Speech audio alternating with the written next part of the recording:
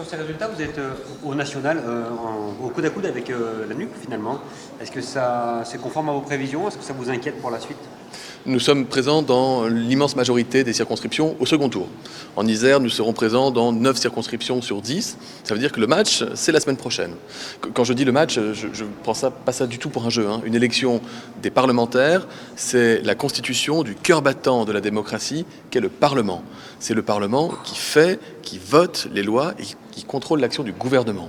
Un certain nombre de Français s'inquiétaient qu'il n'y ait pas une opposition suffisamment forte. Je leur dis ce soir, il n'y aura non pas une, mais des oppositions au Parlement, et c'est très sain en démocratie, ça a toujours été le cas.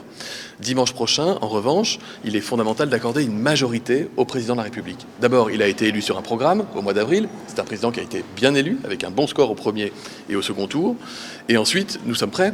Le premier texte que nous allons examiner en Conseil des ministres sitôt les élections passées, c'est un texte qui va augmenter le pouvoir d'achat des Français, avec le bouclier tarifaire sur l'énergie, avec le chèque pour les familles précaires, avec l'augmentation du point d'indice pour les fonctionnaires, avec l'augmentation des pensions pour les retraités. Tout cela n'est possible que si nous avons les moyens de fonctionner. C'est un exemple parmi d'autres. Le deuxième texte, ce sera une loi sur la sécurité intérieure. Il y aura un texte de loi sur les énergies renouvelables, très ambitieux, pour qu'on multiplie par 10 la puissance solaire, pour qu'on construise 50 parcs éoliens en haute mer, là où vous avez des extrêmes qui ne sont pas clairs sur leur position sur l'énergie renouvelable. Et je ne parle même pas du programme économique de l'extrême gauche.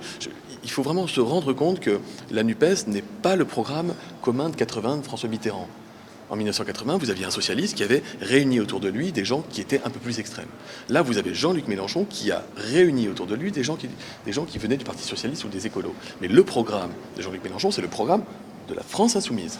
Vous sentez pas un peu de défiance de la part des Français envers le gouvernement actuel du quinquennat, le premier quinquennat? J'ai connu des soirées de défiance un peu plus lourdes que celle-ci. Si nous sommes qualifiés dans l'immense majorité des circonscriptions au second tour, c'est pas la plus grosse défiance que j'ai connue. Je vous rappelle que j'ai été député socialiste dans le mandat 2007-2012. Mais là, encore une fois, on serait dans une situation totalement baroque si, sitôt un président élu, il n'avait pas les moyens de mener la politique pour laquelle il a été élu. On ne parle pas d'une cohabitation d'1 an ou 2 ans, comme on a pu le connaître dans le passé. On parle là de 5 ans de mandat. 5 ans pour réformer notre pays. Et donc, nous avons des positions qui sont très claires vis-à-vis de l'international, vis-à-vis de la Russie de M. Poutine, par exemple. Quelle est la position de M. Mélenchon? Je vous la rappelle. C'est un programme de soumission au moment où il y a une guerre qui est en Ukraine. Nous avons un programme européen qui est un programme fédérateur avec une France forte en Europe et dans le monde.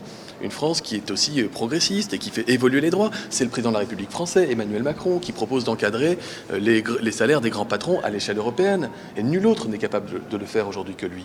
Le programme de Jean-Luc Mélenchon qui consiste à dire on ne respecte plus les traités, on ne respecte plus les dettes que nous devons et advienne que pourra, je peux vous l'expliquer ce qu'il adviendrait de cette situation. C'est un Frexit caché. C'est-à-dire que forcément on serait mis au banc de l'Union européenne. Si vous aviez un exemple à suivre, si vous vous dites non, c'est pas vrai, il exagère.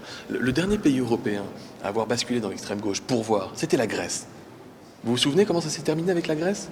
Je ne veux pas de ça pour mon pays. Donc je suis très sérieux, c'est indispensable. Je ne suis pas du tout en train de dire que les électeurs n'ont pas le droit, et heureusement qu'ils ont le droit de voter. Et je respecte puissamment ça.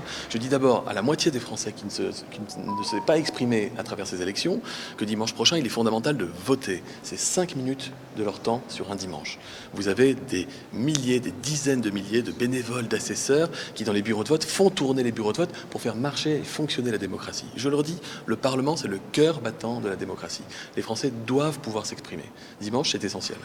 Et un commentaire justement sur votre circonscription. Oui, vous êtes en ballottage et sans doute en léger recul quand même par rapport à 2017. Je serai, alors aujourd'hui, à l'heure à laquelle je vous parle, les derniers résultats que j'ai vus, j'étais à 48, mais ça va baisser évidemment puisqu'il va y avoir le score de l'agglomération grenobloise et on sait que les scores sont toujours différents dans les grandes agglomérations. Donc je terminerai au-dessus de 40, je sors en première position, donc en bonne situation pour le second tour que j'aborde avec sérénité et confiance, et je continuerai d'aller à la rencontre des Iséroises et des Isérois au cours des prochains jours, comme je le fais avec mon équipe de campagne, avec ma super suppléante Servane Hugues, qui est mélanaise et qui était instite, qui s'occupe d'associations qui viennent en aide aux enfants atteints de handicap. Elle est prête pour représenter les habitants du territoire. On fera un binôme au service de la circonscription comme nous le faisons depuis bientôt maintenant 10 ans.